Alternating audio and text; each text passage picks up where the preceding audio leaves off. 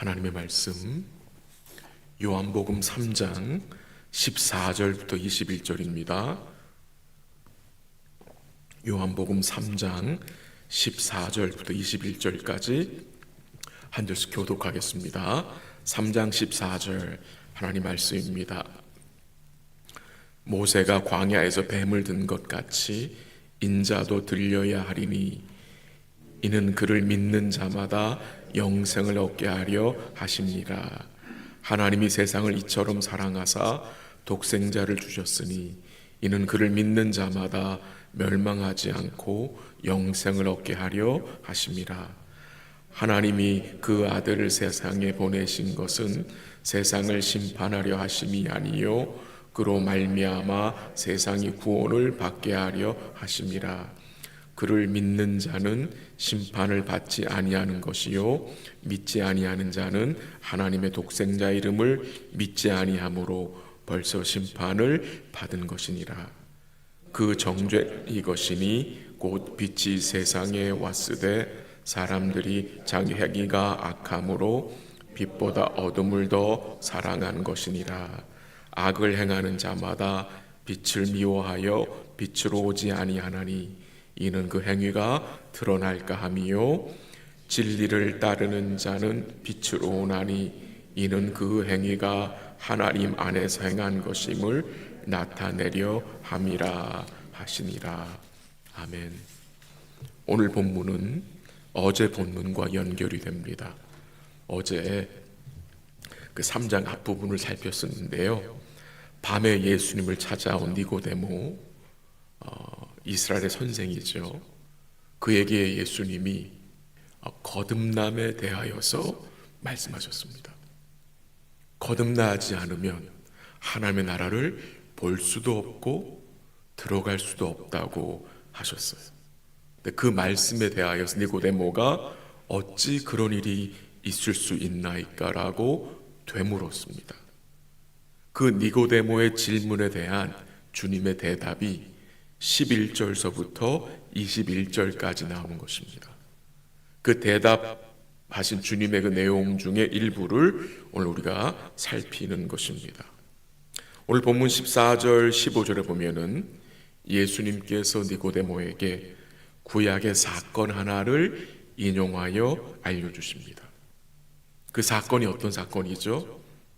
모세가 광야에서 뱀을 든 사건입니다. 모세가 광야에서 뱀을 든 사건과 인자이신 예수님이 들려야 하는 것을 비교하여서 말씀하십니다. 모세가 광야에서 뱀을 든 것 같이 인자도 들려야 한다고 하시고요. 그리고 그를 믿는 자는 영생을 얻을 것이라고 15절에서 말씀하셨습니다. 먼저 잠시 민수기 21장에 나오는 이 모세가 뱀을 든 사건을 잠시 한번 살펴봅니다. 이스라엘 백성들이 출애굽한 이후에 광야에서 하나님께 불평하고 원망했습니다. 그들은 광야에서 하나님을 시험했습니다. 그들은 하나님의 구원의 은혜에 감사하지 못하였고요. 약속의 땅이 상징하는 천국을 바라보지 않았습니다. 결국 하나님께서 어떻게 하세요? 불뱀을 보내셔서 그의 백성들을 물게 하심으로 이 백성들 중에 많은 사람들이 죽임을 당했습니다. 그 공경에 빠진 이스라엘 백성들이 즉시 모세에게 찾아와 가지고 우리들이 범죄했다. 우리가 하나님을 원망하며 범죄했으니 여호와께 기도하여 이 불뱀에서 구원해 달라고 간청을 했습니다. 그래서 모세가 이스라엘 백성들을 대표해서 하나님께 간구했을 때에 하나님이 모세에게 살 길을 주셨는데 그 살 길이 어떤 길이었죠? 노스로 뱀을 만들어서 장대 위에 매달아 높이 달라. 그리고 누구든지 그 장대에 맨 뱀을 쳐다보는 자들은 어떻게 된다 그랬죠? 다 살게 될 것을 말씀하셨어요. 하나님께서 이렇게 하시는 이유, 뱀을 만들어서 장대에 다는 것, 이거를 통해서 뭘 가르쳐 주시는 것이죠? 이스라엘 백성들의 그 참된 모습을 깨닫게 하시는 것입니다. 너희들이 나무에 달려야 한다는 거예요. 그 당시에 나무에 달리는 것은 뭐지요? 저주입니다. 저주. 너희들이 이 노뱀같이 나무에 달려야 할 자들이라는 것을 가르쳐 주시는 거예요. 즉 너희들이 저주받을 백성이라는 것을 가르쳐 주시는 거예요. 근데 그 저주받을 백성들이 하나님 말씀하신 대로 그 장대에 있는 노뱀을 바라볼 때 어떻게 된다고요? 다시 살게 된다 그랬어요. 그러므로 그 장대 위에 달린 노뱀의 모습에서 우리는 또 무엇을 볼 수 있죠? 우리의 죄로 인해서 우리를 대신하여 저주받은 예수님의 모습을 또한 보게 되는 것입니다. 두 가지가 보이는 거죠. 백성들의 죄악과 백성들이 달려야 하는데 그 장대에 누가 달리십니까?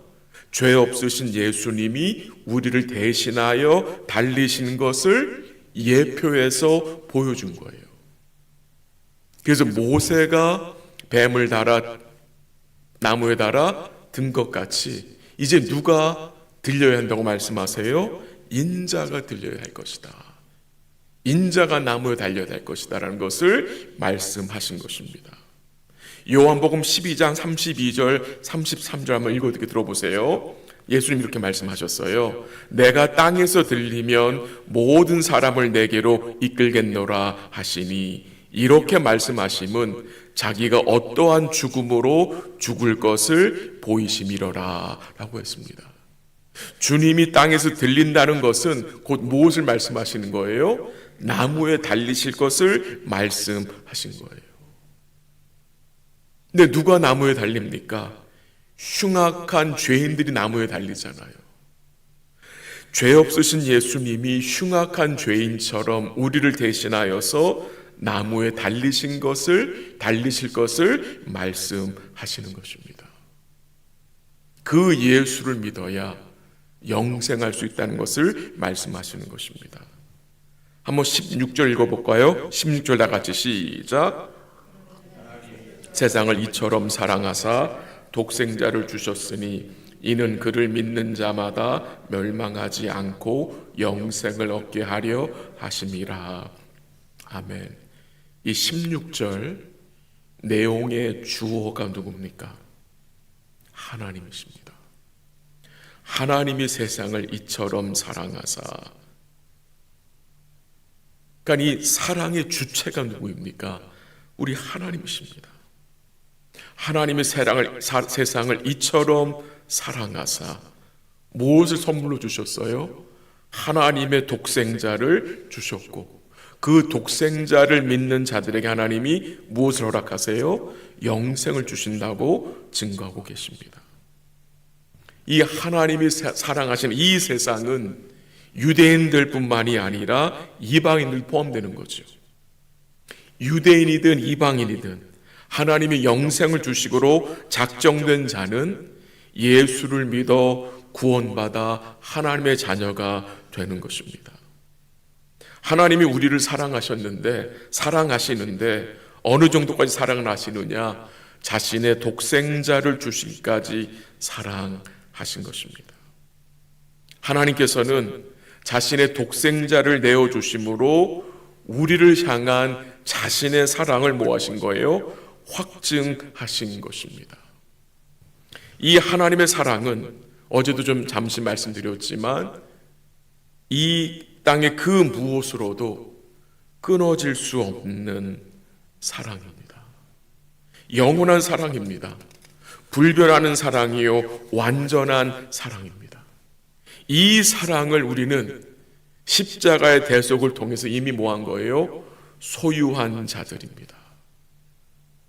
그리고 이 하나님의 사랑이 우리가 당면한 모든 상황 가운데 함께 하십니다. 함께 하세요. 그러므로 주를 믿는 성도들은 하나님의 사랑이 부족한 것처럼 여겨서는 안 됩니다. 출애굽한 이스라엘 백성들이 광야에서 왜 그렇게 문제가 많이 생긴 것입니까? 하나님의 사랑이 부족하다고 여겼기 때문입니다. 이 사랑은요, 여러분과 제가 당면한 모든 상황 가운데 모자름이 없이 임하는 사랑입니다. 여러분과 저의 이 연약함이 무엇입니까? 모자르지 않는 하나님의 사랑을 모자른 것처럼 여겨서 우리가 낙심하잖아요. 모자름이 없었는데, 한 번도 모자른 적이 없었는데 이 사랑이 모자른 것처럼 여겨져서 마음에 낙심할 때가 얼마나 많은 자들입니까? 십자가를 통해서, 독생자를 통해서 우리에게 확증하신 그 사랑을 우리가 바라봄으로 우리의 이 연약함, 우리의 이 불신앙, 우리의 모든 아픔과 두려움과 의심이 그 사랑으로 인해서 물러갈 수 있기를 기도합니다. 오늘도 사랑하는 모든 성도님들이 이 하나님의 사랑 앞에 우리의 삶을 맡기기를 기도하고요, 이 하나님의 사랑을 우리가 더 풍성히 말씀 가운데 알아가고 그 사랑으로 인하여서 우리가 더욱 힘을 얻을 수 있기를 간절히 기도합니다. 한번 19절 가보겠습니다. 한번 같이 읽지요. 시작. 이것이니 곧 빛이 세상에 왔으되 사람들이 자기 행위가 악함으로 빛보다 어둠을 더 사랑한 것이니라. 아멘. 빛이 어디에 왔어요? 세상에 왔어요. 그리고 이 빛이 비추어졌어요. 그리고 이 빛이 우리의 악함을 드러냈습니다. 이 빛은 이 세상의 문제를, 우리의 문제를 드러냅니다. 네, 우리의 궁극적인 문제가 무엇이었습니까? 그 19절에 뭐라고 나옵니까? 빛보다 어둠을 더 사랑한 것이다. 이게 죄인들의 모습입니다. 죄인들은요, 빛보다 어둠을 더 사랑한 것입니다. 우리도 예전에 빛보다 어둠을 더 사랑한 자들이었습니다. 빛보다 어둠을 더 원하는 자들이었어요. 근데 우리에게 어떤 일이 벌어진 것입니까? 주의 성령이 임하여서 우리를 거듭나게 하심으로 우리로 어둠보다 빛을 더 사랑하게 하신 것입니다. 그래서 우리를 빛으로 나오게 하시고 우리가 어둠인 것을 깨닫게 하심으로 우리로 하나님의 사랑을 알게 하셨어요.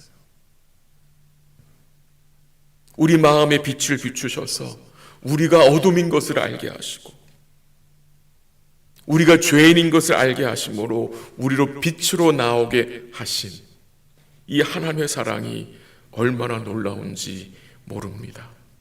우리 사랑하는 성도 여러분, 우리를 위해 자신의 아들까지 십자가에 내어주신 그 하나님의 사랑으로 인하여서 오늘도 힘을 내시고 그 하나님의 사랑이 오늘 우리가 당면한 모든 복잡한 상황 가운데 함께하고 계심을 여러분 믿음으로 인정하시고 오늘 하루도 그 하나님의 영원한 사랑을 받은 자들답게 빛 가운데로 나아오심으로 어둠을 물리치시는 복된 삶이 될 수 있기를 간절히 기도합니다.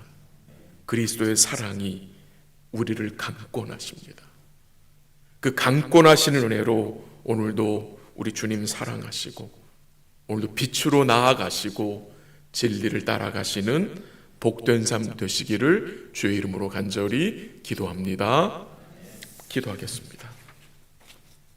하나님 아버지, 어둠을 사랑하던 우리들에게 은혜 베풀어 주심을 감사합니다. 우리 마음의 어두움을 비춰 주심을 감사합니다.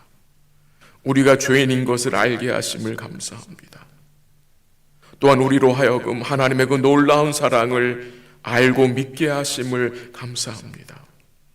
그 독생자의 대속의 은혜를 우리로 알게 하심을 감사합니다. 우리를 거듭나게 하시고 우리에게 믿음을 선물로 주셔서 주님 의지하고 살게 하심에 감사합니다. 오늘도 그 하나님의 영원한 사랑을 받은 자들답게 빛 가운데 거하게 하시고 어둠을 물리칠 수 있는 복된 삶이 되게 하옵소서. 오늘 하루 생활할 때에 모자름이 없는 그 사랑, 언제나 풍성하게 임하는 그 사랑을 복되게 여기며 모든 상황 속에서 사랑으로 함께 하시는 그 주님을 의식하고 의지하고 감사하는 복된 삶이 되게 하옵소서. 오늘 이어 선교의 기도회를 주님이 축복하시고 함께 기도하는 가운데 또 주의 은혜를 누리게 하시며 그 기도를 통해서 우리 교회를 향한 하나님의 뜻이 또 이루어질 수 있도록 인도하여 주시옵소서. 또 이 아침에 간구하는 주의 백성들을 기억하시고 오늘도 우리에게 풍성한 은혜와 긍휼로 함께 하시고 기도하는 가운데 주님과 사귐이 있게 하시고 그 사귐 가운데 주님 주시는 위로와 평안과 기쁨을 풍성히 누릴 수 있도록 인도하여 주시옵소서. 모든 것을 주께 감사드리며 예수님의 이름으로 기도합니다. 아멘. 기도하시다가 돌아가시기 바랍니다.